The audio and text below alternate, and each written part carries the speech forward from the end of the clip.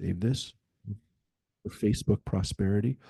We're going to talk about Rabbi Hillel today. We're moving back in time to what a lot of people call a lot of people have designated this guy the greatest rabbi. A lot of people say Rabbi Kiva was the greatest rabbi, but also people say Hillel was. The difference between Hillel and Kiva to me is kind of like the difference between people who say that Abraham Lincoln was the greatest president, people who say George Washington was the greatest president. George Washington is like Hillel in the sense that the rabbinic tradition starts with people like Hillel.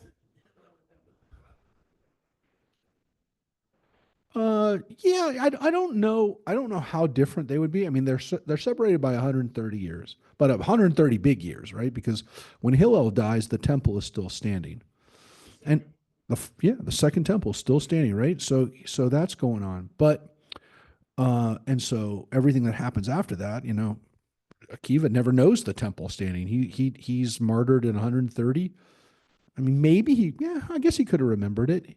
Let's say he was martyred when he was 60 or 70. And maybe I don't know if he was that old, but the tradition is he didn't start studying until he was in his 40s. So maybe he's 60 or 70 when he's martyred. So perhaps he remembers from 60. He would have been a kid, little kid.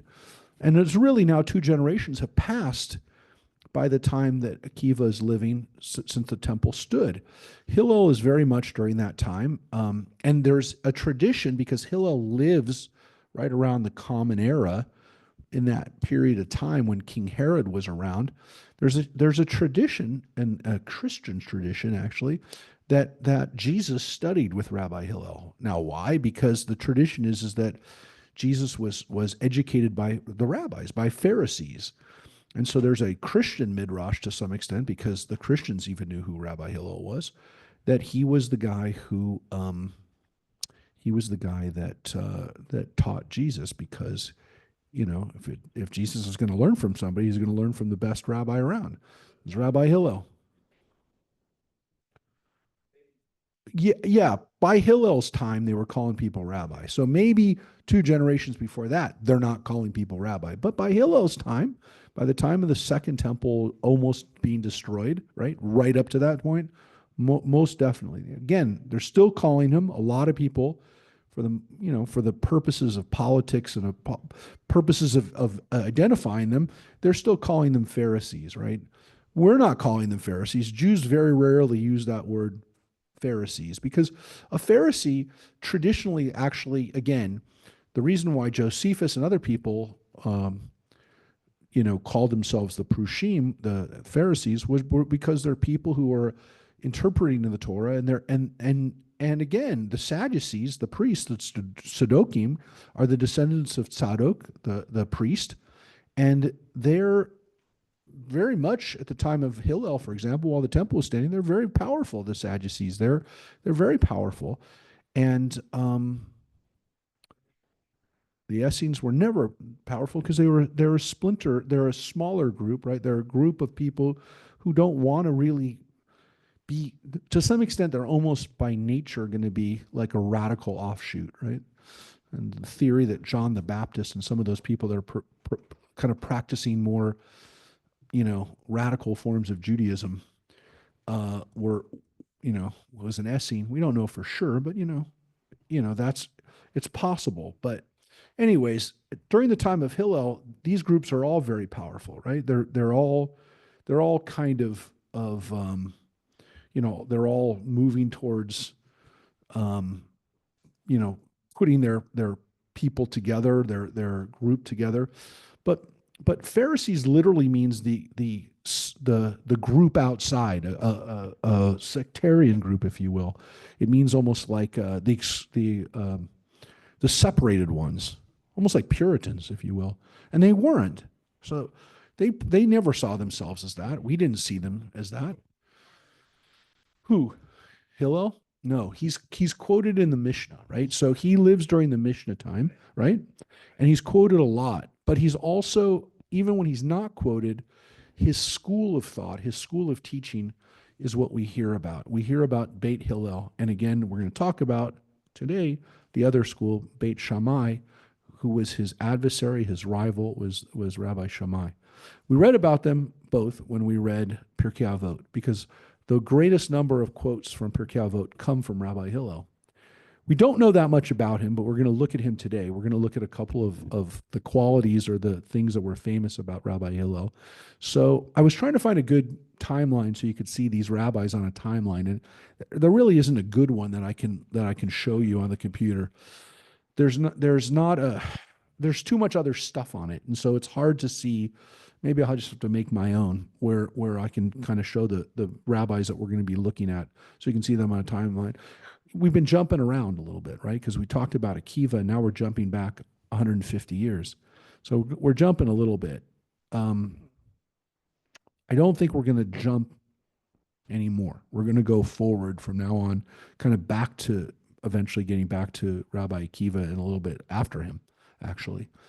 So the rabbinic period really starts to get bigger around this time because, again, we don't really call them Pharisees, we call them rabbis.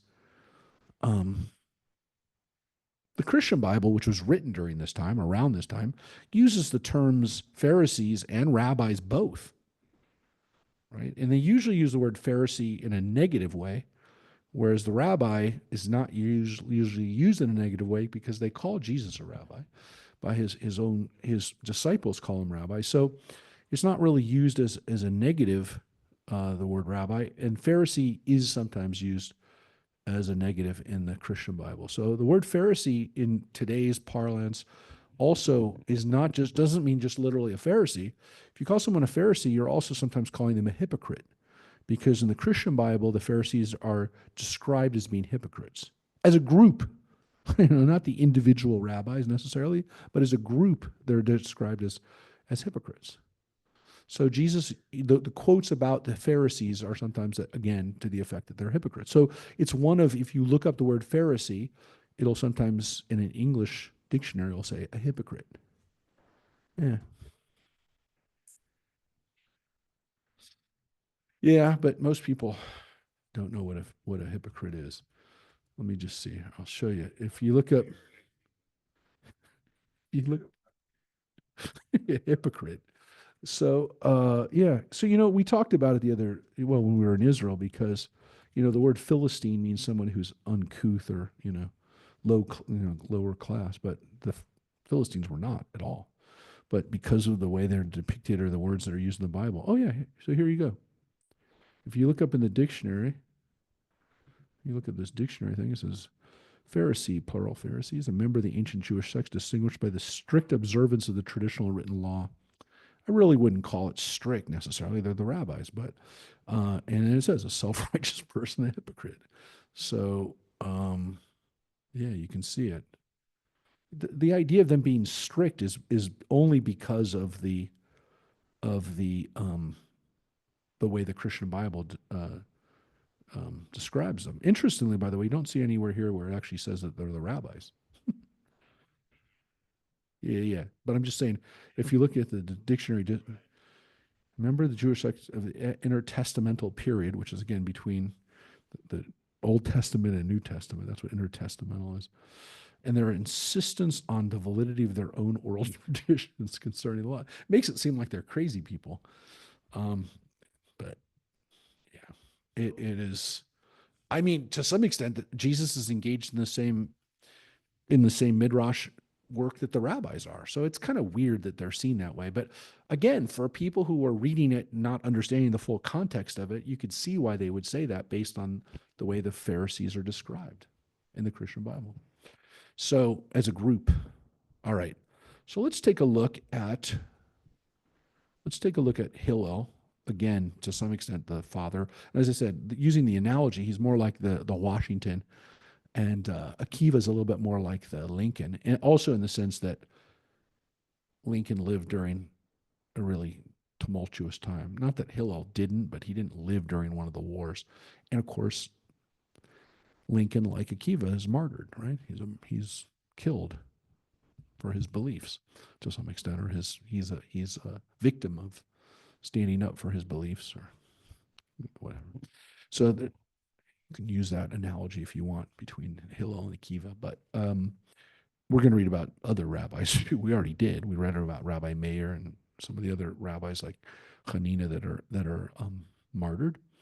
But no such story with Hillel. Hillel is the guy who establishes a dynasty, and his descendants, we're going to get to also, end up becoming the rabbinic leaders of the Sanhedrin, of the rabbinic court, and the faculty, if you will, of Jewish law for the next 250 years. But he didn't start out that way. His family, as we're about to see, was not wealthy. So this is one of the things we do know about Hillel. We don't know a lot about him, but we do know this wonderful story from the Tractate of Yoma, which is about Yoma is Aramaic for the day. Now you'd think, what is Yoma? What is the day? You and I know obviously Shabbat is pretty holy. But by this point, when they say Yoma, the day, they're talking about Yom Kippur. Yeah. So this is a tractate that's somewhat about Yom Kippur. Of course, it's about a lot of other things, like this one. So they said about Hillel, and again, they call him Hillel the Elder because there were other Rabbi Hillels in his dynasty and his family, but he's called Hillel Hazaken, or Hillel, Hillel of Babylon, because according to tradition, that's where he came from. But Hillel Hazaken is the elder Hillel. It means the old Hillel, but what's interesting about this story is this is a story from his younger days.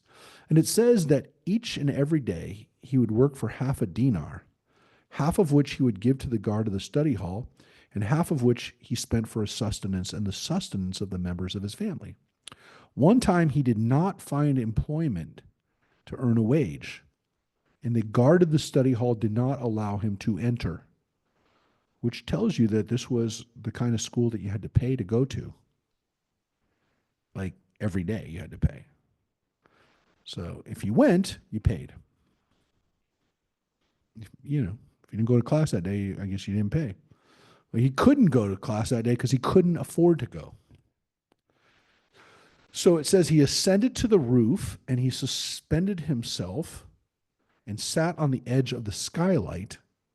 So they have a skylight, they have an open skylight on the top of the building in order to hear the words of the Torah of the living God from the mouths of Shemaiah and Avtalyon, who are the teachers who are mentioned in Pirkei Avot as being the rabbis in charge of the Sanhedrin, in charge of the academy before Hillel. So he goes to listen to them teach.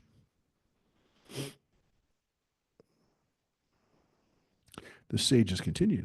They said that day was Shabbat Eve, so Friday afternoon, and it was the winter season of Tevet, which is the winter time of December, maybe January. And snow fell upon him from the sky.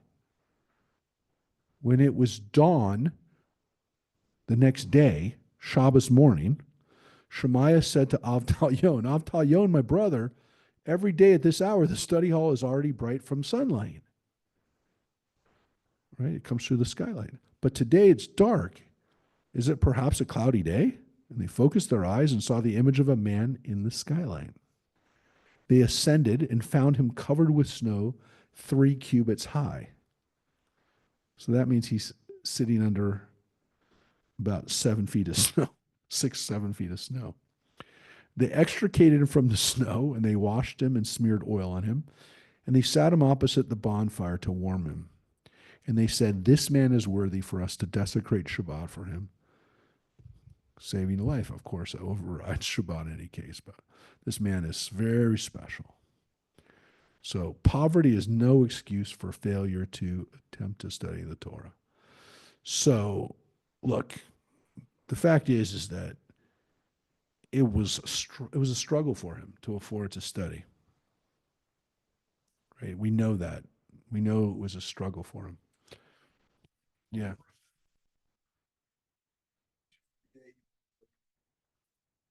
Yeah. No. No, they don't say what he did, which leads people to let's just see if we look at any of the commentary on it, see if Rashi talks about what he did.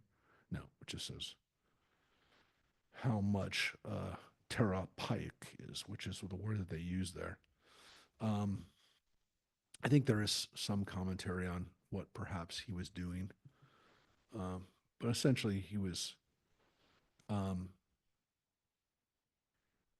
it doesn't say what he did here either, but he essentially hired himself out for labor.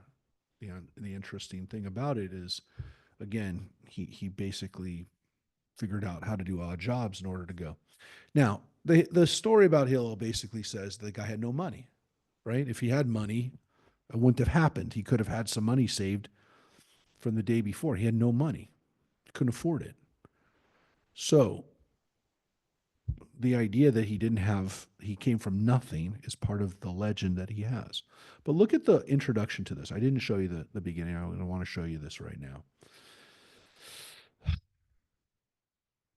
The sages taught, so the rabbis taught, a poor person, a wealthy person, and a wicked person come to face judgment before the heavenly court for their conduct in the world. To the poor person, the members of the court say, "Why did you not engage in Torah?" If he rationalizes his conduct and says, "I was poor and preoccupied with earning enough to pay for sustenance, and that is why I did not engage in Torah study," they say to him, "Were you any poorer than Hillel?" So he was the paradigm for somebody who was able to do it with poverty. Now, it's interesting that I wasn't going to spend a lot of time on this, but we have do it a little bit. So, a couple things. First of all, there's an interesting setup here, which we sometimes do get in the Talmud, which is having to defend our lives, which again is the Defending Our Life movie with Albert Brooks when he goes to heaven, is a very Jewish treatment of heaven, and it's maybe the most Jewish treatment of heaven in any film or television show. The idea that we have to explain ourselves when we die is kind of used in other religions and other kinds of people getting to the pearly gates and having to explain their lives. But there is this tradition that we have in Judaism as well. We have this in several places in the Talmud where we have to give an accounting of our lives. We have to explain why we did what we did. There is an accounting. So, what's interesting about it is we understand that we will come up with excuses, right? So we will rationalize why we did or didn't do the things that we did. But in the end of the day, there's an accounting. Now, I'll just show you real quick. So it's poor, it's wealthy, and then it's not it's somebody who's wicked. Now this is a weird one, the wicked one, but I'm going to show you just real quick since we're already here on this page. So that's the story of Hillel, which is the story of a poor person. A wealthy person, it says, if somebody says, I was preoccupied with keeping my money. So a poor person says, I couldn't work. I couldn't study because I had to work. And then the rich person says, I had to keep my money. I have huge responsibilities with my enormous wealth. I have to, I have to keep track of all this money, right? And then they say to him, well, were you any wealthier than Rabbi Elazar? So just like we have a story of a rabbi who's really poor, there's a story of a rabbi who's really wealthy. According to Rabbi Elazar, and his full name is Elazar ben Harsum, his father left him an inheritance of 1,000 villages on land, and corresponding to them, 1,000 ships at sea. And each day takes a leather jug of flour on his shoulder and walks from city to city and takes care of these people, right? Just I won't read the whole story. What did he do with his life? He didn't look after all his possessions. He went around and engaged in the study of Torah all day and night. Okay, so story of a rich rabbi who didn't take care of his money, who took care of other people and took care of study. Okay? Now here's the weird one. If you're accounting, you get up to heaven and you go, Well, I was evil. Now, nobody's going to get up to heaven and go, I'm evil. I was too bad. What they're talking about is the evil inclination. They're talking about the person had a yetzer hara. So they don't mean the person was evil. What they're saying is that the person had to spend all their time controlling their evil inclination, their willingness to do stuff that they shouldn't do. They had to control it. So I didn't have time to study because I was too busy trying to make myself from doing anything bad. So I had the inclination to do it. So what's interesting is who's the example of that? The other two are rabbis that, like, they're not that far away from when this was written. This last one was a weird one because they went back into the Torah, and their explanation for who's the person who has this wicked inclination is, were you any more handsome than Joseph, who did not neglect Torah despite his beauty? Joseph. They said about Joseph the righteous, each and every day the wife of Potiphar seduced him with words. In addition, the clothes that she wore to entice him in the morning, she did not wear to entice him in the evening. She put on new clothes all the time. The clothes that she wore to entice him in the evening, she did not wear the next morning. She's constantly changing her stuff, right? Making her, seducing him. One day she said to him, submit to me and have relations with me. And he said to her, no. She said to him, I will incarcerate you in the prison. And he said to her, I do not fear you. As it is stated, God releases the prisoners, right? It's a very famous saying, right? Matir Asurim, God releases the prisoners. She said to him, I'll cause you to be bent over with suffering. And he said, God, Zokef Kefufim, God raises those who are bent over. She says, I'll blind your eyes. He says, Pokeach Ivrim, God opens the eyes, right? We were supposed to say every morning, right? It's part of the Birkat HaShachar. God opens the eyes of the blind. She gave him 1,000 talents of silver to submit to her, to lie with her, to be with her. According to Genesis, that's in the story, but he still refused. So they have this whole midrash about Joseph. Look, some of it's in the text. We know she tried to sleep with him, but here's a full explanation of everything she tried to do to him. So this is in the rabbi's imagination, the full dialogue of what happens. Again, this has nothing to do with Hillel. I'm just showing you the way the Torah makes these things happen, or the midrash makes this come to life. And then it says, had he submitted to lie with her in this world, it would have been decreed in heaven that he would be with her in the world to come. Therefore, he refused. So again, Hillel obligates the poor, Eleazar obligates the wealthy, and Joseph obligates the wicked. So here's a weird thing. Joseph, if he had slept with her, would have to be with her in the next world. And that was the final thing that kind of scared him from doing it. Not just that it was the wrong thing to do, but that he would be bound to her eternally if he did it. Look, I'll let you see that because it's such an amazing story about Joseph. But Joseph really, for the rabbis, is righteous, but he's also, because he's considered so handsome, he's considered this weird anomaly of like somebody who could have gotten into trouble regularly. It's a weird idea. You have that problem. You have that problem. Fortunately, you have Mary to protect you. So this is a weird thing about Joseph that I just want to show you. There's a little midrash there about Joseph, but yes, Hillel is the guy that the example of why we're supposed to never use our wealth or lack of wealth as an excuse. In this case, the lack of wealth. So that's one story about Hillel. And again, we do know, according to tradition, that Hillel came from Babylonia. That's not elaborated on too much in the Talmud, other than, of course, it says that it says that he did. You mean because he was poor?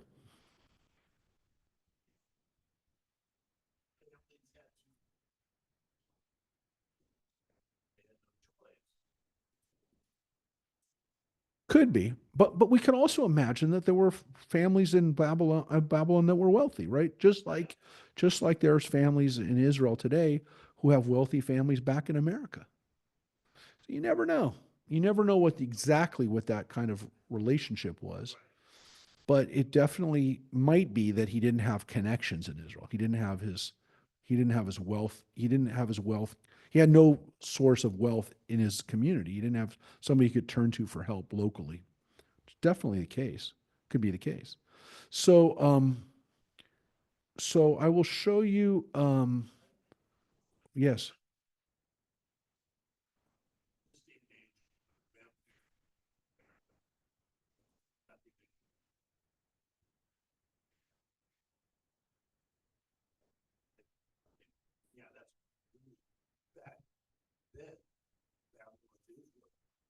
Yeah. Oh, yeah.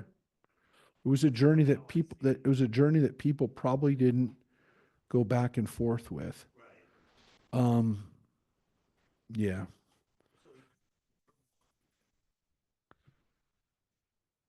Yeah. Yeah. Yeah. It's very possible. So now we're going to get into the story that Hillel's most famous for. And again, Hillel is famous for lots of things in kind of like now we talk about Rabbi Hillel because he said if I'm not for myself, who will be for me? All the wonderful sayings that we saw in Pirkei Avot, the ones that we quoted. But one of the things that he was most famous for was his was this scene that we're going to read now, which is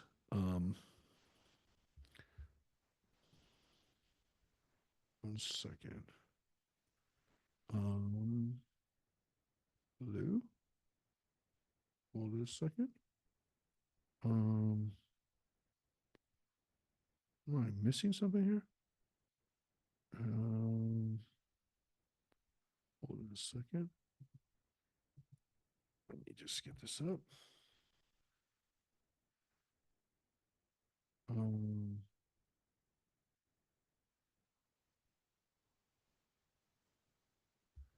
hold it. Why is this not coming up? Um, sometimes I wonder if I'm bringing up the right translations. Um, here it is. That's the quote. Um, hold it. Okay, here we go. It's on the page before. So here's the famous story of Hillel. Um, Let me post it up. And this is what he's most known for. All right. Here's the famous story. And actually, it's interesting because it starts with a bet, it starts with a wager. The sages taught in a Baraita, in one of these early texts, a person should always be patient. A person should always be patient, like Hillel, and not be impatient, right? Like Shammai. The Gemara related there was an incident involving two people, and they wagered with each other. Anyone who will go and aggravate Hillel to the point that he reprimands him will take 400 zuz. Now that's a lot of money back then, right? How do we know that? Because we know what two zuzim gets you. Gets you a goat. Gets you chad gadya, right? So 400 zuzim would get you 200 goats. That's a lot of money back in those days. That gives you a little start in your farm. 200 goats. So that's a lot of money, right? And so one of them said, I will aggravate him. I'll do it. That day, he chose to bother Hillel. It was Shabbat, but evening, right? Friday night. And Hillel was washing the hair on his head. He went in past the entrance to Hillel's house, and in a demeaning manner, he said, Who here is Hillel? Who here is Hillel? Hillel wrapped himself in a dignified garment and went out to greet him. He said to him, My son, what do you seek? He said to Hillel, I have a question to ask. Hillel said, "Ask, my son, ask." The man asked, "Why are the heads of the Babylonians oval?" These are just silly questions, right? They're goofy questions. By the way, you'll see why I say these are goofy questions. He was alluding to and attempting to insult Hillel, who was Babylonian. Maybe, but he's just, you'll see, he's asking goofy questions. He said to him, "My son, you have asked a significant question. The reason is because they do not have clever midwives, meaning they don't know how to shape the child's head at birth." That's kind of weird, right? Which, because he's Babylonian, right? But that's his answer. That man went and waited 1 hour. A short while, he returned to look for Hillel and said, "Who here is Hillel? Who here is Hillel?" And again, Hillel wrapped himself and went out to greet him. Hillel said to him, "My son, what do you seek?" And the man said to him, "I have a question to ask." He said to him, "Ask, my son, ask." The man asked, "Why are the eyes of the residents of Tadmor bleary?" Tadmor, by the way, is the ancient city. Now it's called. It was a major it was a major caravan stop. It's Palmyra in Syria. It was an area of great beauty and great archaeological sites that was blown up by ISIS a few years ago. They blew up Palmyra, unfortunately. Beautiful stuff that I always wanted to see, and they blew it up. But so he asked, "Why are the people of Tamor, their eyes are bleary?" And Hillel said to him, "My son, you have asked a significant question. The reason is because they live among the sand, and the sand gets into their eyes. So that's why their eyes are always bleary." Okay. Just more ridiculous questions. It's going to get better, by the way. Well, not better, but weirder in a way. Once again, the man waited 1 hour. He returned and said, "Who here is Hillel? Who here is Hillel?" Again, Hillel wrapped himself and went out to greet him. He said to him, "My son, what do you seek?" He said to him, "I have a question to ask." He said to him, "Ask, my son, ask." And the man asked, "Why do the Africans have wide feet?" By the way, I mean, come on. That's just, it's ridiculous, right?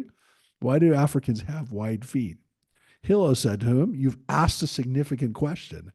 The reason is because they live in marshlands and their feet widened to enable them to walk through those swampy areas." Which, by the way, they're, his answers to all these things are, again, that's the way things are in those areas. People have to adapt. Their bodies adapt to those things. All right, there you go. So that's the third one. Usually the stories end at three, right? That man said to him, "I have many more questions to ask, but I'm afraid lest you get angry." Hillel wrapped himself and sat before him, and he said to him, "All of your questions that you have to ask them." And the man got angry and said to him, "Are you Hillel, of whom they call the Nasi of Israel, the Prince of Israel?" He said to him, "Yes." He said to him, "If it is you, then may there not be many of you like you in Israel." Hillel said to him, "My son, for what reason do you say this?" And the man said to him, "Because I lost 400 zoos because of you." Well, you missed this part. He bet $400, 400 zuzim that he could. I told you the equivalent of 200 goats, right? For Chad God, yeah. John missed that part. He's 200 goats worth of bet on this. Yeah, lost 400 zoos and another 400 zoos on his account. And oh wait. So Hillel said to him, Hillel said, "Be vigilant of your spirit and avoid situations of this sort." I mean, basically, be vigilant. Don't do this anymore. Hillel is worthy of having you lose 400 zoos and another 400 zoos on his account, as long as Hillel will not get upset. It's great. He's talking about himself in the third person, right? So he says, Hillel's not going to get upset, and you're not going to get me upset. The sages taught. All right. So that's the story. The next story is the famous story. Um, the next story is the more famous one, but this one is a multi-part one too. But this one was funny because of the bet. But then that sets up for this story, which is the famous one. The sages taught there was an incident involving one Gentile who came before Shammai.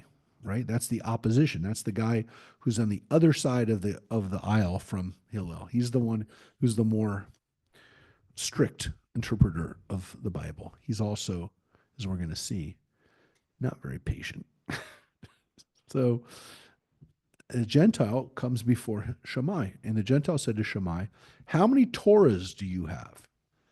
And he said to him, "Two, the written Torah and the oral Torah." Right? So even before the Talmud was written, rabbis are telling people there's another Torah, the oral Torah. You have the written Torah, but there's also the oral Torah. The Gentile said to him, "With regard to the written Torah, I believe you. But with regard to the oral Torah, I do not believe you." Right? Okay, so I get the written Torah. I don't know about this oral Torah you're talking about. You can understand the Prushim, the rabbis, are teaching this. Not every Jew is teaching this, and these people are Gentile. They're like, "What, am I going to take me more laws?" You can understand why he would have said it. Like, it makes sense that the guy said to him, "Okay, I'll take the written Torah. You're now telling me I have an oral Torah I have to take too? Convert me on condition that you will teach me only the written Torah." Shammai scolded him and cast him out with a reprimand. Get out of here. Get out of here. Right? The same Gentile came before Hillel, who converted him and began teaching him Torah. So Hillel converts the guy. Doesn't say anything to him. Converts him. On the first day, he showed him the letters of the Aleph Bet and said to him, Aleph Bet Gimel Daled. Starts teaching him the Hebrew alphabet. The next day, he reversed the order of the letters and told him that Aleph is Taf and so on. The convert said to him, "But yesterday you did not tell me that." And Hillel said to him, "You see that it is impossible to learn what is written without relying on an oral tradition." Right? "Didn't you rely on me, therefore? You should only rely on me with regards to the matters of oral Torah and accept the interpretations that it contains."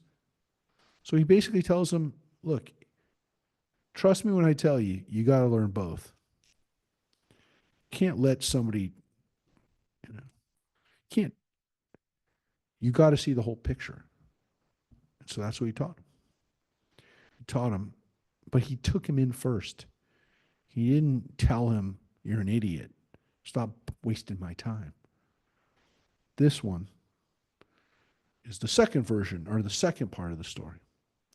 There's another incident involving one Gentile who came before Shammai and said to him, "Shammai, convert me on on the condition that you teach me the whole Torah while I stand on one foot."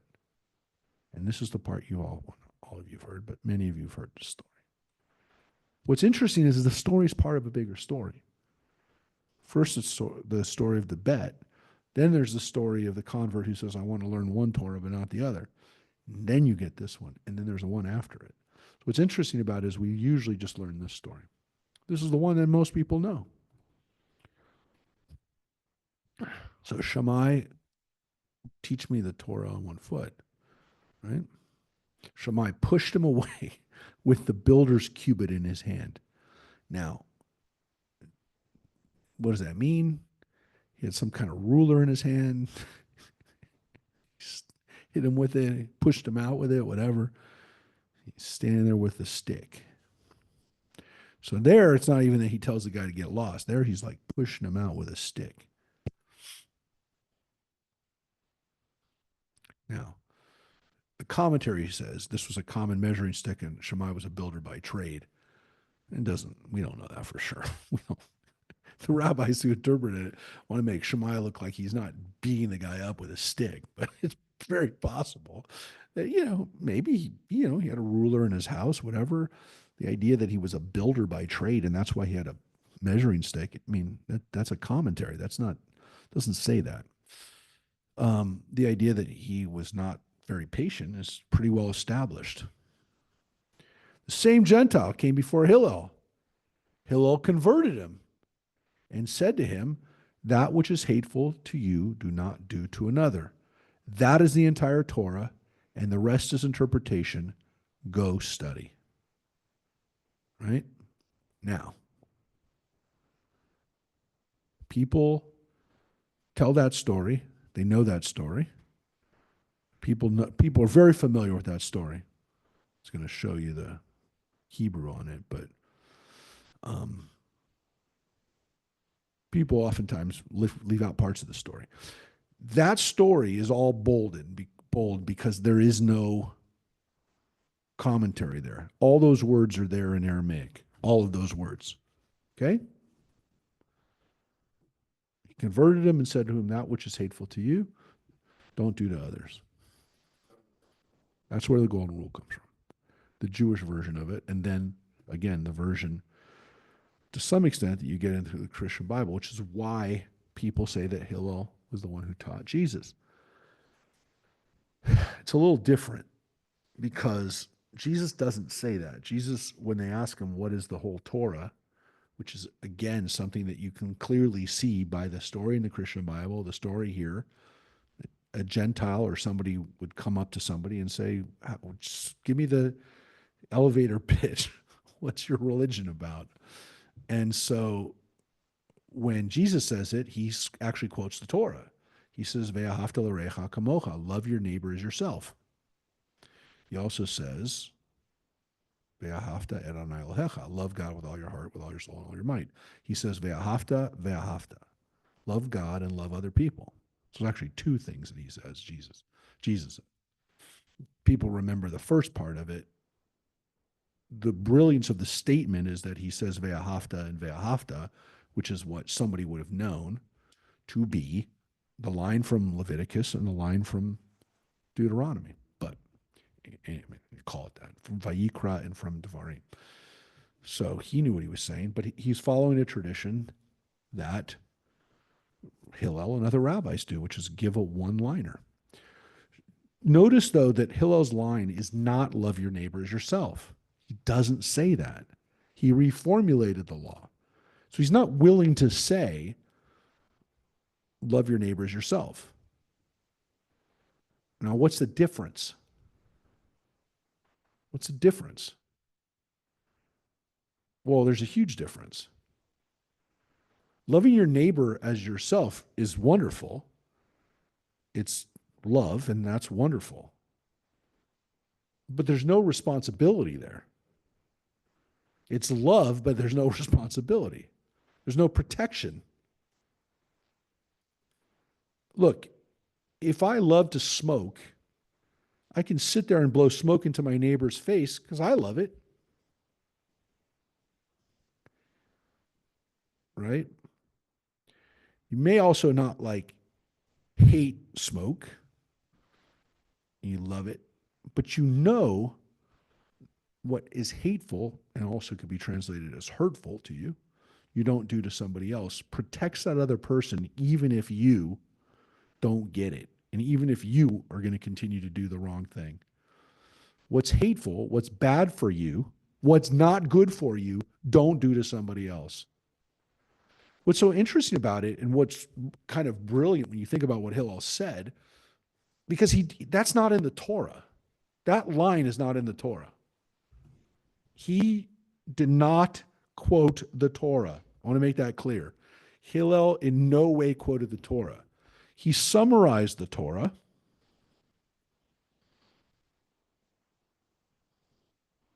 Gave it to him as a one-liner. Because what he said to him essentially is, even if you like what you're doing, what you love what you're doing, if it's not good, don't do it. And if you are going to do it, fine. Do it to yourself, but don't do it to somebody else. And that's the difference. You're responsible to not screw up somebody else's life. At the very basic level, your responsibility, even if you're going to take yourself down, don't take down the person next to you. Because the world can't survive if everybody takes down the person next to you. The world, unfortunately, can survive. I mean, I don't want it to. But if you take down yourself, the world's going to survive. But as you take down yourself, you're taking down the person next to you, the whole world's doomed. Because if everyone gets taken down, the next person gets taken down, and the next person gets taken down. You can't survive. Do you understand? There's no responsibility with loving somebody. It's nice, it's beautiful, it's wonderful. Everyone should love everybody else. But there's no responsibility. There's no protection. At the end of the day, the Torah tries to protect us from other people and, quite frankly, from ourselves. The Torah is there to protect us from ourselves. Yeah.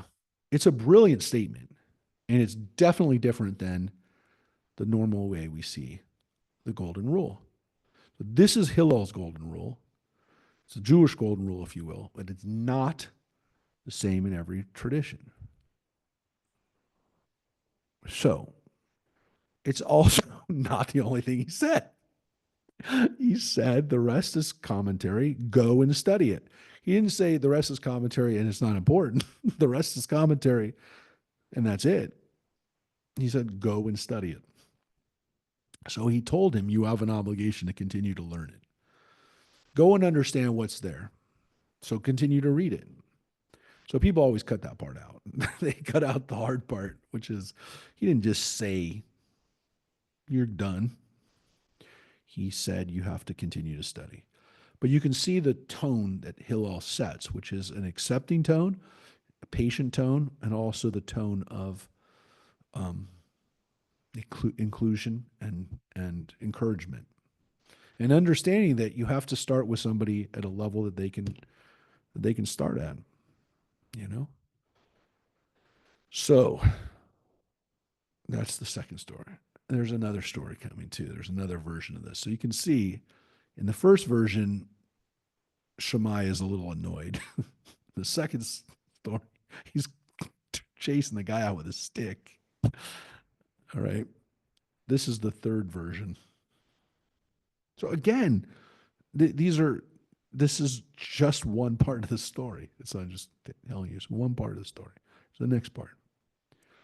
It involved one Gentile who was passing behind the study hall and heard the voice of a teacher who was teaching Torah to his students and saying the verse, and these are the garments which they shall make, a breastplate and an ephod and a robe and a tunic of checkered work. Again, that's the whole rest of the line, right? It's from Exodus chapter 28. The Gentile said, these garments, for whom are they designated? And the students said to him, for the high priest.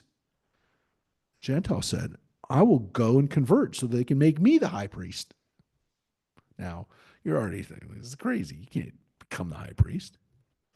So he comes before Shammai and said to him, convert me on condition that you install me as high priest. And Shammai pushed him with the builder's cubit in his hand. Same thing, right? He's got the builder's cubit. Just, pushing him out with a builder's cubit.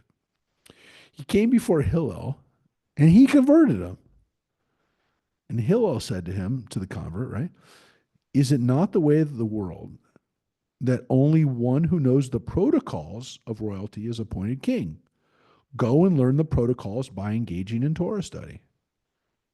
Which seems to imply that he didn't make the guy study first. Converted the guy and said, now go learn how to do these things. You got to go learn, right? He went and read the Bible. He went and read. Commentary is telling, well, what did he read? He read the Torah. When he reached the verse which says, and the common man that draws near shall be put to death, which is in Numbers, the convert said to Hillel, with regard to whom is this verse speaking? Hillel said to him, even with regard to King David. Right? The convert reasoned in a fortiori, right? A kal v'chomer. Well, if that's for David, he said, if the Jewish people are called God's children, and due to the love that God loved them, he called him Israel, my son, the firstborn, which of course he's already quoting the Torah now. He's reading it. He's learning Exodus, right? Nevertheless, it is written about them, and the common man that draws near shall be put to death. A mere convert who came without merit, with nothing more than his staff and traveling bag, all the more so this applies to him as well. The convert came before Shammai and told him that he retracts his demand to appoint him as high priest, saying, am I at all worthy to be high priest? Is it not written in the Torah, and the common man that draws him shall be put to death? He came before Hillel and said to him, Hillel the patient, may blessings rest upon your head as you brought me under the wings of the divine presence. And so what he did in that moment is he realized that he had made a demand which was not fair. But he learned about it on his own. If he had listened to Shammai, he would have walked out just being angry. Instead, he learns on his own, oh my gosh, I had the audacity to think I could become the high priest. Even King David would have been killed if he had touched this stuff. Oh, like it all starts to dawn on it. It starts to be clear what it is that's happening. But it only came to him because of Hillel. And so everything started to make sense to him, and all the pieces came together. And then he thanks Hillel for making it so that it makes sense. And Shammai, he's mad because Shammai didn't even give him the ability to understand this. He just chased them away. Wouldn't explain it to him. Hillel helps him understand it by giving him an entryway to the Jewish people and then to understand it. So I wonder sometimes whether people who are very observant remember this, right? I wonder if they think about this when they're when they're talking to people who are exploring Judaism. And I know that for example, Chabad does a better job.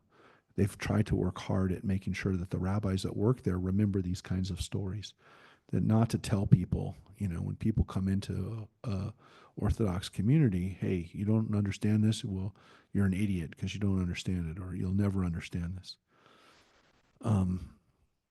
So thankfully, most of the places where people will come into Judaism now, they won't find those kind of doors closed. Though I will tell you that even within the Reform movement, conservative movement, it's still sometimes odd to see people.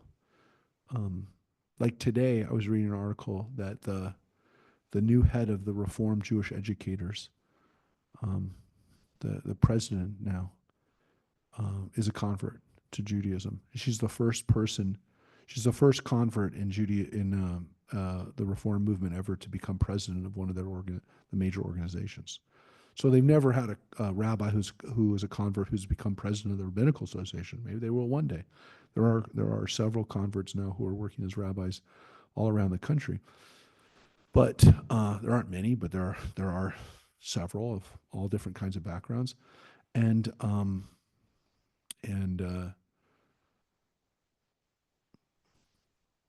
yeah, but this was the first time that anyone's now kind of become the president of an organization. So some people say that's a major step, and then other people say shouldn't even be talking about it because it should, what difference does it make? So it is an interesting thing that that's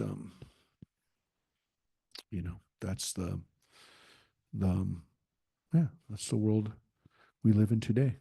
And I just happened to have read that article today. Let me just see this one.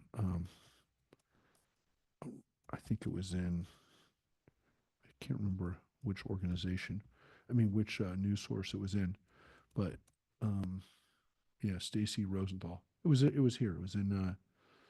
I was looking. Somebody sent me this article. It was in. It's called E-Jewish Philanthropy. This was in the. So this was the article today. So she's now the president of the Association of Reformed Jewish Educators. So, so yeah, this was I think just like the last couple of days. I read it today, but it's from March 4th. So yeah, so that's the story. Oh, but I'm not done yet actually, because I'm going to show you. There's a part of the story that people don't remember. Well, again, people don't usually read all three versions, three versions of Hillel, Shammai, and the prospective convert, because it actually says, right, the three converts once gathered together in one place. They came together in one place. And they said, Shammai's impatience sought to drive us from this world, or from the world, right? Or from the world. Hillel's patience brought us underneath the wings of the divine presence, under the wings of Shekhinah. The Gemara continues to, and by the way, that's an interesting one, because the rest of this is not about Hillel. Really. I mean, it's good stuff, but it's not about Hillel. But what's wonderful about this is this phrase that look, in Judaism we don't say somebody who's become Jewish is saved. We don't say they're saved, right? But here's this phrase that we have: brought us underneath the wings of the divine presence, the wings of the Shekhinah. It's a really interesting idea. It's one that, again, I was talking with somebody a couple of days ago who's been a part of our community for a long time, who's never gone through conversion, happens to be a man, and he says one of the wonderful things about the community is that you guys don't want me. We say we don't want you. I said, what do you mean? He says, yeah, but you're not trying to convert me. You're not trying to convert me. I said, yeah, because we don't believe that you're deficient because you're not a Jew. And he says, yeah, that's one of the things I love about Judaism is that Judaism doesn't teach that I'm somewhat wrong, something's wrong with me. So what's a nice version of this? Bringing somebody under the wings of the Shekhinah, which again isn't necessarily not protecting someone who's not gone through conversion. You can also see how simple it was if you wanted to convert with Hillel. And I'm of the version of conversion to Judaism that it should be like Hillel. It should not be a long drawn out process and one that should be too difficult for people. I mean, people should definitely make the decision a little bit more thought than these people were, because I think these are extreme cases of it. You know, teach me while I'm standing on one foot. Um, yeah, but I think that was the point of it is that you teach people, you bring them in, and then you help them continue to learn. Yes, Glory. Conservative and Orthodox. So listen, there's definitely within the Orthodox world, in order to go through conversion, and I know this because my stepmother went through Orthodox conversion after she'd already gone through a conservative conversion because she wanted to make sure that my brothers would be not considered. She didn't know, my dad didn't tell her to, didn't encourage her to even. She wanted to because she wanted to make sure that the kids would be raised, would not never be questioned because of her or her conversion. Was she right about it? I don't know. I mean, she got a conversion. She got a certificate of conversion. I don't know whether it would really matter in the end because Israel's made it harder for people who've gone through any conversion, including Orthodox conversion in America, to automatically be recognized as an Orthodox conversion in Israel. As I said before, I've talked about this before. Converting an Orthodox conversion only matters in Israel, where if you go through an Orthodox conversion, then you can go through an Orthodox marriage there, which is pretty much the only kind of marriage they have in Israel because they don't have civil marriages yet. They're talking about it, but they still haven't done it. And if you want to get an Orthodox marriage in Israel, you have to get married by an Orthodox rabbi. And you have to show that you're considered Orthodox by birth. Even I'd have a problem with that because my parents got married at a conservative synagogue. My grandparents got married in a conservative synagogue.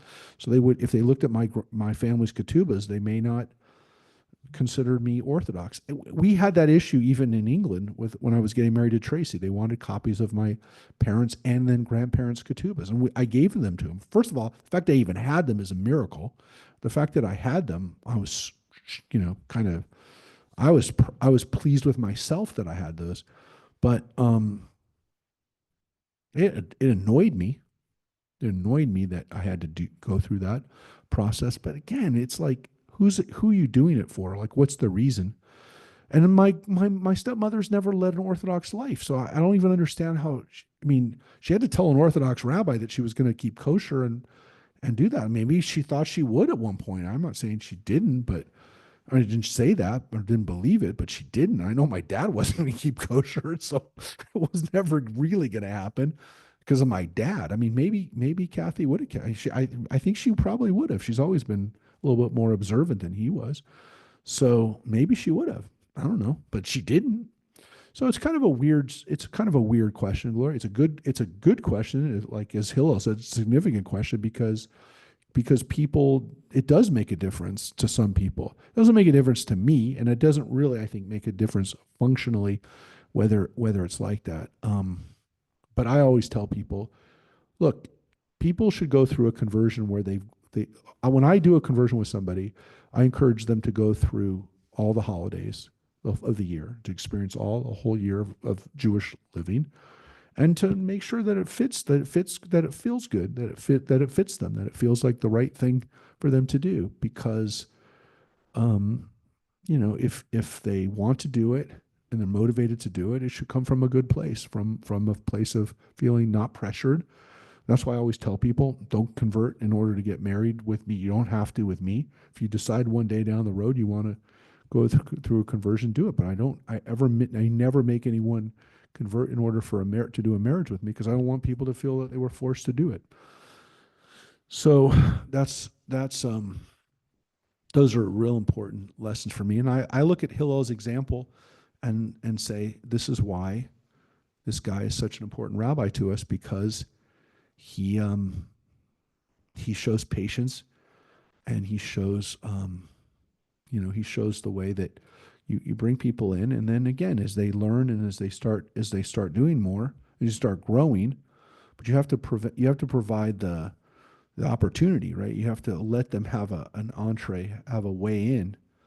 And yeah, I think in some cases, I think especially within the Orthodox world, sometimes they're not as tolerant, and I think it's partly because of the Reform and conservative movements today. That people, they don't want to say, well, we're just like a reformer. Like, they have to be different. They have to be more stringent, because otherwise, well, look, before there was Reform and conservative Judaism, there were different rabbis, and some of them were more lenient and some of them were stricter. How do I know? Because we just read about Hillel and Shammai. Some of them were stricter and some of them weren't. In my mind, Hillel is a Reform rabbi, right? In my mind. That's why there's a lot of Reform synagogues named Beth Hillel, like the one in North Hollywood, right? There's a lot of places named after Hillel, including the Hillel on campuses, on college campuses, right? The Jewish centers on campuses. Um, uh-huh.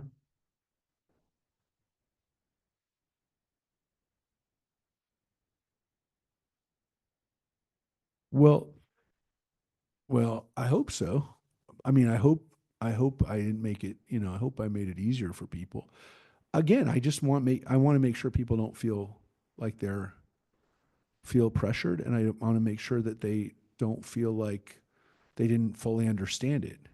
Because then I feel bad if somebody didn't understand it. Like, they come to me, like that convert, right? That convert who goes back to Shammai and goes, I didn't get it. Like, if somebody came to me and said I didn't get it, I'd feel bad. I have a feeling that some of the people that I've done conversions for who've become more traditional sometimes think that maybe I didn't let them know how traditional things can get. But no one's ever said that to me. So maybe I'm overthinking it. But I don't want people to say, wow, you didn't prepare me for this. That I wouldn't want to have happen. I wouldn't want to have people say, you didn't tell me that this is. So, and that's what Hillel did. He said, go and learn it. Like, he didn't say that's all there is. That's all, folks. He didn't say that, right?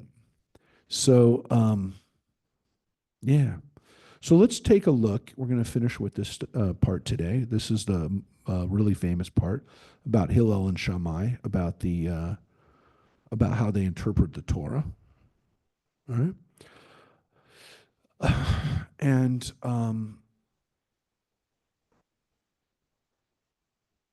yeah, and why we kind of follow Hillel. Why the rabbis followed Hillel, not Reform rabbis, not Orthodox, conservative, whatever. Why the rabbis in the Talmud and throughout history wanted to emulate Hillel. Look at this. Rabbi Abba, and this is a rabbi who lives during the Babylonian, the time of the Gemara being written. So he lives 350 years after Hillel. Rabbi Abba said that Shmuel said, for 3 years, Beit Shammai and Beit Hillel disagreed. They didn't have this disagreement, right? These said the halakha is in accordance with our opinion, and these said the halakha is in accordance with our opinion. So they were arguing for 3 years, right? Ultimately, a divine voice, right? We've heard this phrase before when we were looking at the oven of Achnai, right? The divine voice, a bat kol. This is as close as we get, the rabbis get to a God interfering, right? A voice, a heavenly voice, which they call a bat kol. The bat kol emerged and proclaimed, both of these and those are the words of the living God. Oh, you know what? I'm sorry. I didn't. Yeah, I'm sharing the wrong page. I apologize because I had both up here. Right here it is. Sorry. The halacha, yeah, it definitely was. The halacha is, I couldn't tell because it was right behind it. The halacha is in accordance with our opinion, and he said the halacha is according, and ultimately the divine voice, right? God says both these and those are words of the living God, right? So both of them are right. Elu ve'elu. This is a very famous phrase. Elu ve'elu divrei Elohim. Right? They're the words of God. Both of them, these and those. However, and this is what the voice says, however, the halacha is with Beit Hillel. So they're both right. You're right and you're right, right? It's the rabbi from Fiddler on the Roof. You're right and you're right. How can they both be right? They're both right. But we follow Rabbi Hillel. The Gemara asks, since both these and those, Elu ve'elu, they're both the words of the living God, why were Beit Hillel privileged to have the halacha established in accordance with their opinion? And the reason is that they were agreeable and forbearing, showing restraint when affronted. And when they taught halacha, right, they would teach both their own statements and the statements of Beit Shammai.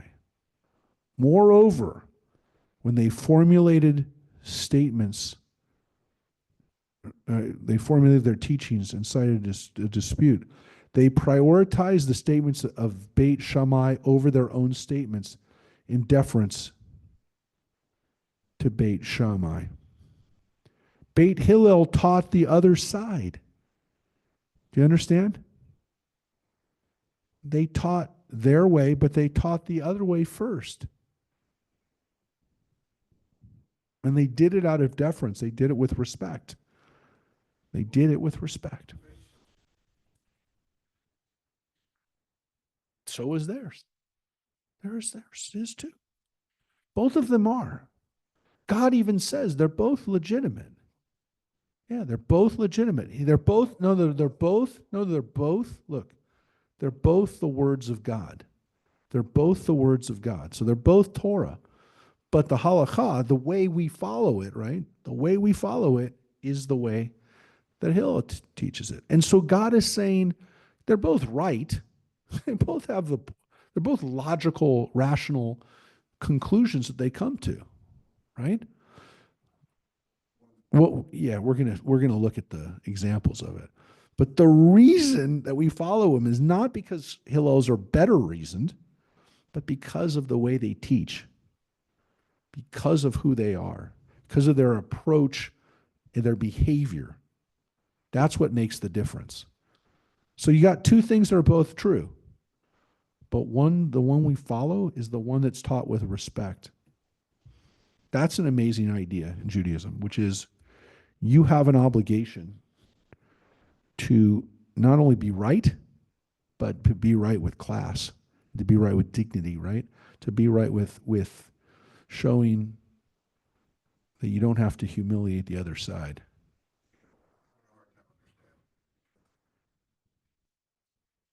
Yeah.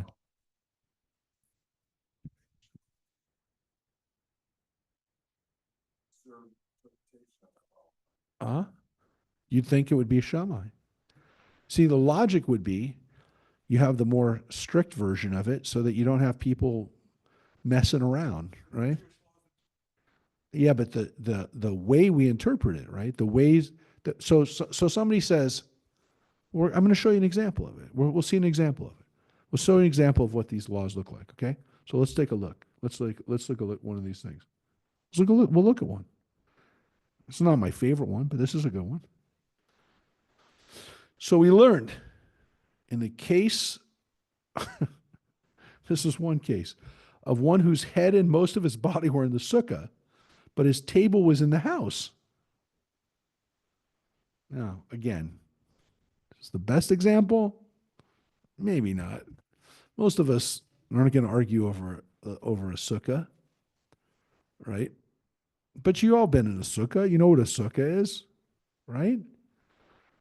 In the sukkah, it comes to the both of the rabbis. It comes to Shammai. The person is mostly in the sukkah, but the table is not in the sukkah. Is that allowed? Shammai says no. It's not allowed. Doesn't it violates? It's not the thing. Hillel says it was. Beit Hillel said to Beit Shammai, wasn't there an incident in which the elders of Beit Shammai and the elders of Beit Hillel went to visit Rabbi Yochanan ben Hachoranit, and they found him sitting with his head and most of his body in the sukkah, but his table was in the house? Beit Shammai said to him, from there do you seek to adduce a proof? That's what you're going to tell me? Shammai says, that's what you're going to tell me? Is the proof from this case? Those visitors said to him, all as well, if that was the manner in which you were accustomed to perform the mitzvah, you've never fulfilled the mitzvah of sukkah in your days. So even then, they told this guy, Rabbi Yochanan, you're doing it wrong. If you've only done it like this, you've never sat in a sukkah right. So they're saying, so Shammai saying, you don't know what you're talking about. That's not a case because that's a dumb case, they said. Yeah. What? Yes. Why?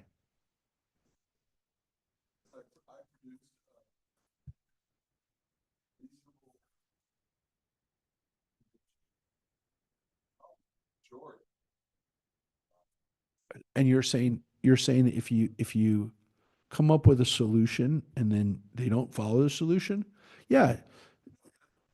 Okay, so the problem is that Orthodox people who are traditional who say if you cut out these prayers, for example, to use that analogy, if you cut out certain prayers, it's no longer a service anymore. That's what Beit Shammai would have said. That's what those people would have said, right? It's an all or nothing situation. So again, this case of the sukkah, they're saying uh, they don't take the case. They're in their minds, Shammai's minds are, yeah, it's not legit. It's not over. It's not over. Um, I cut out this, but this is the commentary part though. It is apparent from the phrasing of the Mishnah that when the sages of Beit Hillel related that the elders of Beit Shammai and the elders of Beit Hillel visited Rabbi Yochanan ben Hachoranit, they mentioned the elders of Beit Shammai before their own elders.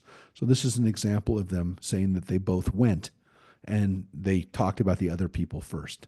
This is to teach you that anyone who humbles himself, the Holy One, blessed be he, exalts him. And anyone who exalts himself, the Holy One, blessed be, humbles him. Anyone who seeks greatness, greatness flees from him. And conversely, anyone who flees from greatness, greatness seeks him. And anyone who attempts to force the moment and expends great effort to achieve an objective precisely when he desires to do so, that moment forces him to, and he's unsuccessful. And conversely, anyone who is patient and yields to the moment stands by his side, and he will ultimately be successful. So don't try to force things. Don't try to force things. So this is an example of, again, Rabbi Hillel, who maybe he was wrong. Maybe Hillel was wrong in being lenient about the sukkah. But it's telling us that even in the way they presented it, they said Rabbi Shammai's people were there too. Even though Rabbi Shammai's people are saying, that's stupid. We didn't agree with it. We were just there. The fact that it was presented in that way made Shammai look better and looked good. And Hillel essentially won the argument by, I don't want to say by making the other people, by including them in a positive way, but essentially by implicating them by being there and by saying, well, you were there, and saying that you were there even before I said I was there, it's basically making them look stupid. And people who try to make themselves look good are going to wind up looking stupid, and people who don't try to make themselves look good are going to wind up looking good. So don't try to make yourself look good. It's a sense of humility, a sense of not trying to be great. Don't force it. Don't try to be great. It's part of the story, not the whole story. The sages taught, again, for 2.5 years, Beit Hillel, Beit Shammai, and Beit Hillel disagreed. The first story is the Sukkah. Again, you got to look at the totality of it. That's why I can't stop yet, because watch what happens in this story. For 2.5 years, they disagreed. These say it would have been preferable or preferable had man not been created than to have been created. And those said it is preferable for a man to have been created than he had not been created. So, assumedly, again, Shammai's people are saying it'd be better if there weren't any people in the world. And Hillel will say, no, it would have been better for them too. It's better for us to be here. Again, you can see the mentality of the different schools, right? Ultimately, they were counted and concluded it would have been preferable had man not been created than to have been created. Actually, it would have been better.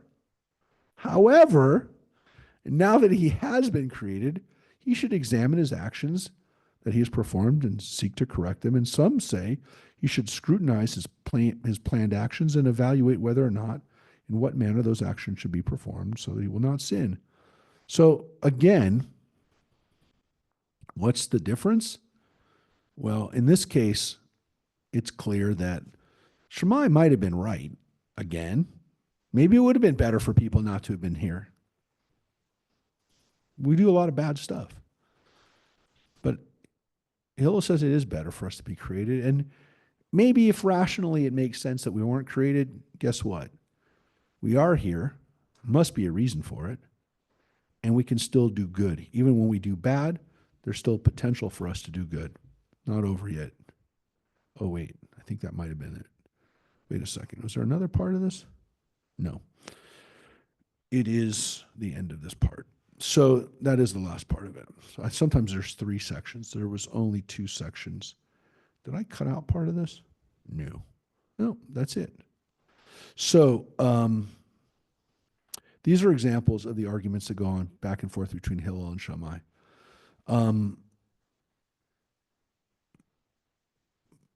Again, we don't. There was one other one that I was going to bring in. I'll show it to you real quick. Just an example of one that's kind of a famous one. It's not from this section, but I will show it to you. So, show you one more. So, again, we can see that these 2 schools are different in their approaches. I'm going to go to Shabbat, the Tractate of Shabbat, a little bit earlier. This one is pretty famous. This one has to do with here.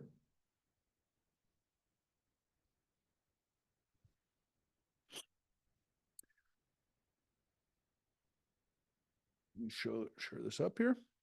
This is from the Tractate on Shabbat. It's the only place that we learn about Hanukkah.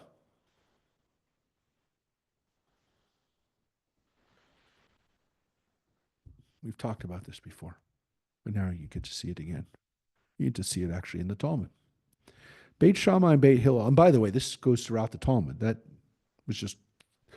was the discussion kind of like of how they disagreed. But throughout the Talmud, there are disagreements between them. Beit Shammai and Beit Hillel disagree as to the nature of how we light candles, right? This is Hanukkah candles. Beit Shammai says on the first day one kindles 8 lights, and then from then on gradually decreases the number of lights until on the last day of Hanukkah he kindles 1 light. And Beit Hillel says, on the first day, you kindle one light, and from there on, you gradually increase until the number of lights, until the last day, you kindle 8 lights. Now, Mike knows this because we've talked about it a bunch of times. Like, they both make sense. There's a logic behind both. Well, you're not really supposed to. Right. One said look, it tells us at the time of the Talmud was written, or at least the Talmud was collected, there was an agreement on it. Now there's like, if you tell somebody this, they're like, "What? I didn't know. I didn't know that there's people who ever lit 8." Uh, once what? One said the reason for Beit Shammai's opinion is that the number of lights corresponds to the incoming days, the future, right? On the first day, 8 days remain in Hanukkah, and one kindles 8 lights, and on the second day, 7 days remain, etc. The reason for Beit Hillel's opinion is the number of lights corresponds to the outgoing days. Each day, the number of lights corresponds to the number of the days of Hanukkah that were already observed. It tells you where you went. It's interesting, right?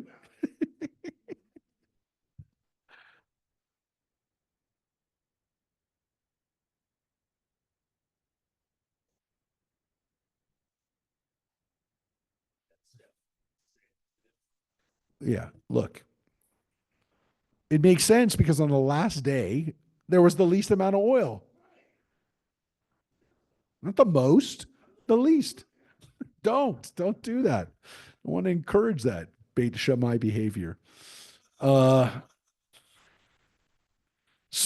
but interestingly, it says that one of the reasons, so that was one reason, because, you're counting the days in front of us or the days behind us. I mean, to some extent, you know, there's a logic to that, right? But they said that's not maybe the only reason. They said one of the reasons for Beit Shammai's is that the number of lights corresponds to the bulls of Sukkot. 13 were sacrificed on the first day, and each day, remember, if you look at numbers, each day one less bull is sacrificed as we go through Sukkot. That's interesting because that's what Hanukkah was. It was a Sukkot. We talked about that before. So the fact that he connects it to Sukkot, that's a really smart idea. Well, the reason for Beit Hillel's opinion is that the number of lights is based on the principle one elevates to a higher level in matters of sanctity and one does not downgrade. Therefore, what?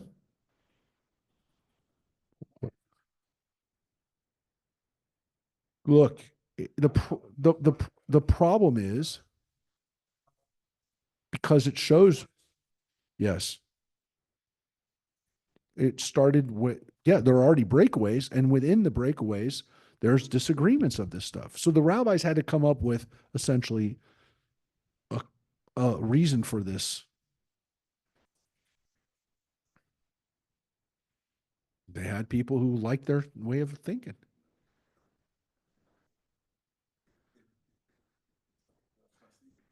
So what happens? Fine. So there were people who, when they joined, they paid when they went into the academy.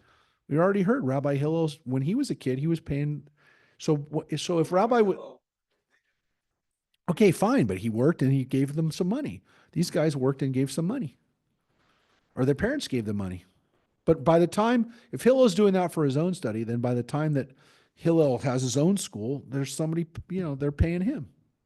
So they had money. I mean, we know Hillel had. By the time he was running the show, Hillel had money. He was making money from his students. So they made money from their students. Anyways, look, we don't know why they're arguing over this light stuff or the Hanukkah or the Sukkot stuff, other than there were different interpretations. The problem is the Torah doesn't tell us exactly how to build a sukkah. And so the fact that the rabbis are arguing over it tells us that there is difference of interpretations. Look, the reason that the Christian Bible makes fun of these guys is because they're making themselves nuts over these kinds of questions. I mean, it's a fair thing to say. Look, do it. Now you have to stress on over how you're doing it. Look, they want to make sure they did it right. They wanted to make sure they were doing it right. And Shammai, in many cases, said, "You're not doing it right." Hillel was saying, "Well, maybe it's right. Come on." You're going to tell me because the table is inside the house that it's not a kosher sukkah? So maybe Hillel thought the intention was more important. I don't know. Look, the point is, when it came to Hanukkah candles, there's a logic behind it. And again, to get to Hillel's answer is that you increase mitzvahs. You don't decrease a mitzvah. You increase a mitzvah. And that's why we follow it. That's the answer of why we do it. It's because we don't want to see a mitzvah get smaller. We want to see a mitzvah get bigger. We want to add to that. We need more mitzvah. But I will tell you, there's a really interesting discussion. So they have all this discussion. And one day we're going to look at this, by the way. I promise you. Maybe at Hanukkah. One day we will look at this. So they have this whole discussion about the Hanukkah light, how you light it, you put out the lights. By the way, this is all in the tractate about Shabbat, which we got to because they start talking about wicks. I'm not joking, by the way. The whole discussion about Hanukkah, where all this stuff started with the lights, I'm going to show you, was talking about was lights, talking about wicks and oils. This is how it starts. They're talking about Shabbat. And they're talking about the celebration of drawing water. They're talking about Sukkot and Shabbat, lighting candles, and then they get into this thing about Hanukkah that you can light a lamp for Hanukkah with that. They have this whole discussion about Hanukkah candles, a little bit about where, and then we got to this part we talked about. We put it in the public so people can see it, right? It says right here. You put it out in a window so that people can see it. Blah blah blah. He's an important person. Okay. And then you get to this. What is Hanukkah? Do you see that? The Talmud just asked the question, what is Hanukkah? In the middle of a tractate on Shabbat, it just asked the question, what is Hanukkah? Yeah. Yeah. Yeah. In the midst of everything, it shows you how unimportant Hanukkah was. Because they were talking about lighting the menorah. And then they say, oh, by the way, maybe we should tell people why we celebrate Hanukkah. You know why? Because people didn't understand it. They didn't celebrate it. They're not even sure what to do with it. The phrase in Aramaic is my Hanukkah. My Hanukkah. What is Hanukkah? The fact that they have to say that tells you how they didn't know. And they said, on the 25th day of Kislev, the days of Hanukkah, one may not. These are things what you're not supposed to do certain things on them. You're not allowed to fast on them. Why? What's the reason? When the Greeks entered the sanctuary, they defiled all the oils, and the monarch, the Maccabees, the Hasmonean monarchy, right, had to get the oil. They found the oil, and then they did. Yeah, the Hasmonean monarchy overcame them. Well, like they don't call them. The Maccabees was one guy, Judah Maccabee. He was part of the Hasmonean family. Okay? They found one cruse of oil that was placed with the seal of the high priest, undisturbed by the Greeks, and that was enough to light the candles for one day. A miracle happened. It lasted for 8.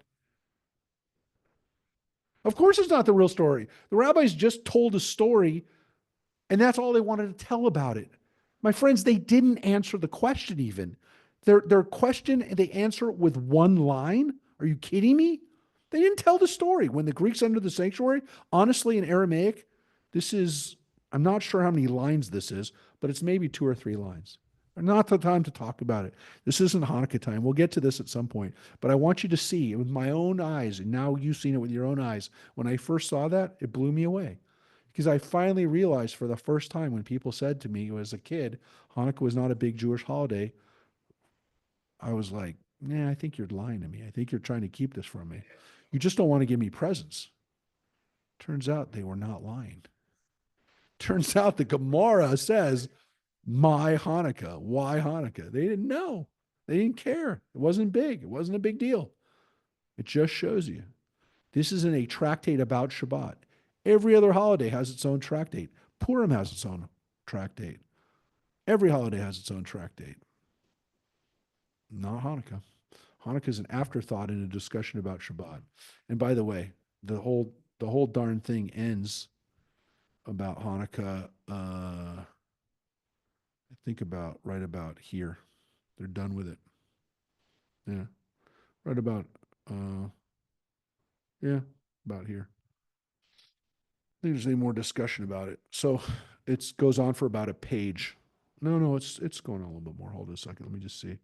A lantern. Yeah, a lantern there. That was about it. So this is 2 pages, 2.5 pages. Let me just see when we're not talking about it at all anymore. Yeah, we're not talking about it. This is now we're back to Shabbat and yeah. So yeah, about 2 pages, about 2 pages, and most of it's about the Hanukkah lights. Almost all of it's about the way you're supposed to light lamps. Okay, so that's the story of Rabbi Hillel. Not a lot that we have about him, but you can see, what do we know about him? We know that he started out poor. We know that he was very welcoming, and we know that his students and his way of teaching is the way that we follow. And it's not just because he was logical or because he was even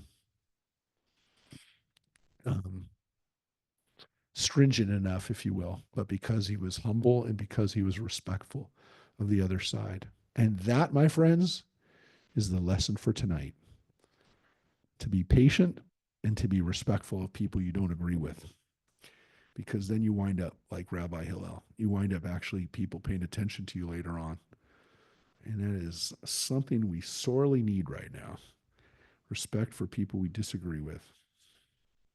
You agree with them way too much.